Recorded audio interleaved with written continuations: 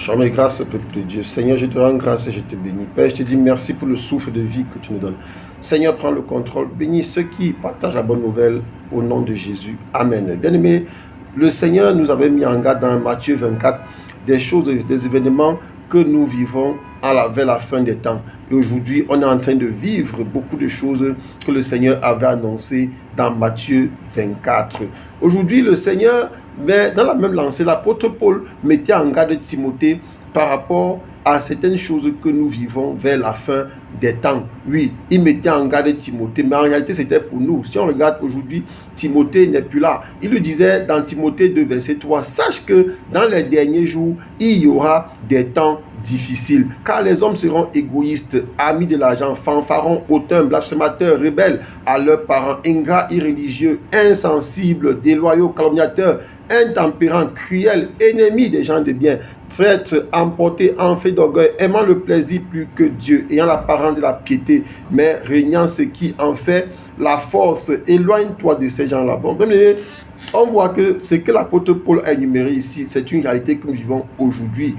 Nous allons prendre quelques points parce que c'est tellement long. Premièrement, prenons amis de l'argent. L'argent est la racine de beaucoup de maux. Or, tous les jours, on enterre les gens. Tous les jours, les gens meurent et l'argent reste. Tous les jours, les gens meurent. Et c'est avec l'argent qu'on achète le cercueil même pour les enterrer. Tous les jours, les gens meurent et ont laissé beaucoup d'argent dans les comptes bancaires. Bien-aimé, je prie pour toi, bien-aimé, que tu ne fasses pas de l'argent ton ami. Que tu ne fasses pas de l'argent, que l'argent ne gouverne pas ta vie, mais que l'argent soit plutôt à ton service. Parce que Dieu ne t'a pas créé pour l'argent, mais Dieu a créé l'argent pour toi. Ne dit-on pas que l'or et l'argent appartiennent à Dieu? On voit aujourd'hui, les gens veulent tuer pour l'argent. D'autres ont même des milliards stockés dans leur maison. Pour finir, mourront et l'argent là va rester. Donc, à quoi ça sert, bien-aimé, de tuer, de causer des crimes rituels, des assassinats pour de l'argent? Ça ne sert vraiment à rien, bien-aimé. Donc, si tu es de ceux-là qui sont engagés dans la lutte des choses à cause de l'argent, je prie pour toi que tu cesses et que tu cherches la voie du salut au nom de Jésus.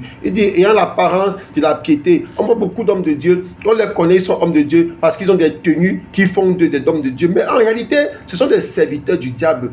Moi, je dis toujours, l'habit ne fait pas le moine. Donc, bien aimés, nous devons faire attention parce que tout ce qui brille n'est pas or. Beaucoup, avant de devenir hommes de Dieu, ont d'abord signé le pacte avec le grand maître, celui qu'ils appellent Satan. Donc, je prie pour toi, bien aimé, de faire attention, de ne pas regarder l'homme de Dieu à partir du vêtement qu'il porte, mais regarde l'homme de Dieu à partir de ses fruits. Comme le Seigneur a dit, on reconnaîtra l'ouvrier à ses fruits.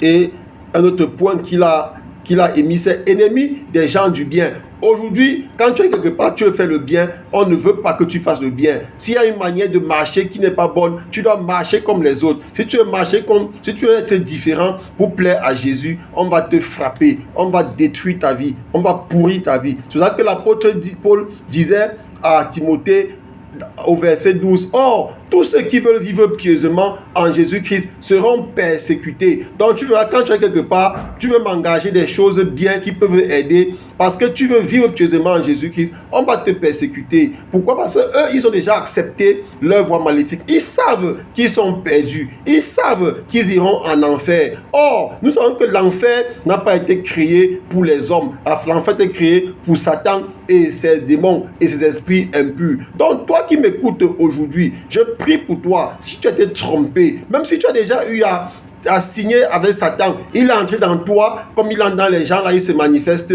Je te dis, bien-aimé, Dieu peut te sauver, il t'assure. Il a trompé certains, il a dit, certains quand ils font des confessions, ils étaient premiers secrétaires de Satan, ils étaient l'adjoint de Satan. Bien-aimé, c'est faux, tu ne peux pas être premier secrétaire de Satan. C'est un monde d'illusions. Satan est un menteur. Le Seigneur dit, mais les méchants, les imposteurs avanceront toujours plus dans le mal, égarant les autres et égarant eux-mêmes. Je prie pour toi, bien-aimé, que tu ne te ranges pas du côté des méchants, des imposteurs, et qui sont là pour égarer les autres. Parce que ceux-là qui égarent les autres, le Seigneur dit qu'ils s'égarent eux-mêmes. Donc vous là, qui pratiquez des crimes rituels, qui sont dans des loges, des sectes maléfiques pour détruire les âmes, je prie pour vous, bien-aimés, si vous m'écoutez, que vous fassiez comme les marabouts avaient fait à Éphèse, que vous abandonnez toutes ces loges-là et que vous donniez vos vies à Jésus. Et le Seigneur Jésus lui dit, toi, demeure dans des choses que tu as apprises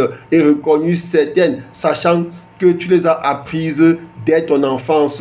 Bien-aimé, demeure dans les choses positives, dans les choses qu'on t'a enseignées, dans l'assemblée de Dieu, dans l'assemblée des fidèles. Ne change pas, bien-aimé. Demeure dans ce que le Seigneur Jésus t'a enseigné. Ne change pas, bien-aimé, comme beaucoup d'hommes de Dieu aujourd'hui sont en train de changer. D'aucuns par amour de l'argent, d'aucuns par amour des choses du bien, d'aucuns par amour d'avoir des vues sur les réseaux sociaux. Je prie pour toi, bien-aimé, que tu ne changes pas, que tu demeures ferme dans ta marche avec Christ, afin que le moment venu, nous ayons tous part à la vie éternelle, la vie dont Jésus-Christ seul est le garant. Merci Père. Amen.